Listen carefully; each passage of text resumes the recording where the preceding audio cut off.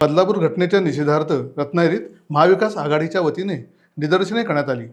भर पावसात महाविकास आघाडीच्या कार्यकर्त्यांनी हा निषेध नोंदविला।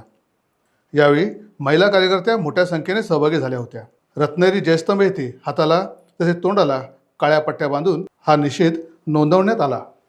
बदलापूरमध्ये झालेली जी तो अत्याचार आहे, ज्या 4 वर्षाच्या 2 मुलींवर झालेला अत्याचार आणि त्या अत्याचाराच्या संदर्भामध्ये त्या नराधमाला फाशी दिली पाहिजे अशा प्रकारची मागणी आम्ही सर्व जनतेने केलेली। आणि खऱ्या अर्थानं आज ही फक्त बदलापूरपुरती मर्यादित गोष्ट नाही आहे, तर मला वाटतं साधारणपणे प्रत्येक जिल्ह्यामध्ये त्या अशा प्रकारच्या गोष्टी घडत आहेत। त्याच्यामध्ये अकोलामध्ये आहे, काल मुख्यमंत्री कोल्हापूरला असताना कोल्हापूरमध्ये एक 9 वर्षा मुलीचा अशाच पद्धतीनं निवडून खून झालेला आहे। आणि हे सगळं बघितल्यानंतर कुठेतरी महाराष्ट्रातल्या जनतेचा आवाज हा दाबण्याचा प्रयत्न हे सरकार करतंय असं निश्चितपणे आम्हाला वाटतंय। आमच्या लाडक्या बहिणींकडे जसं तुम्ही त्यांना 1500 रुपये दिलेत, परंतु त्यांच्यासाठी एक सुरक्षा योजना महत्त्वाची जी आहे ती लवकरात लवकर या महाराष्ट्रामध्ये राबवणं गरजेचं आहे।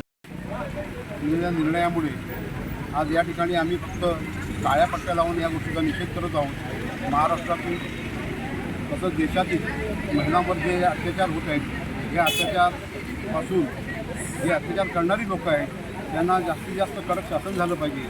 त्यांना अशा प्रकारचं शासन झालं पाहिजे की पुन्हा कोणी अशा प्रकारचे अत्याचार करण्यास धजावणार नाही। याकरिता आम्ही या ठिकाणी एकत्र आलो आहोत। आज या ठिकाणी आम्ही महाविकास आघाडीचे सर्व कार्यकर्ते एकत्र येऊन या गोष्टीचा निषेध करत आहोत। या ठिकाणी आम्ही सरकारचा निषेध करत आहोत। या सरकारचा निषेधावर त्यांची जी संवेदनशीलता जी आहे ती सगळी नष्ट झालेली आहे।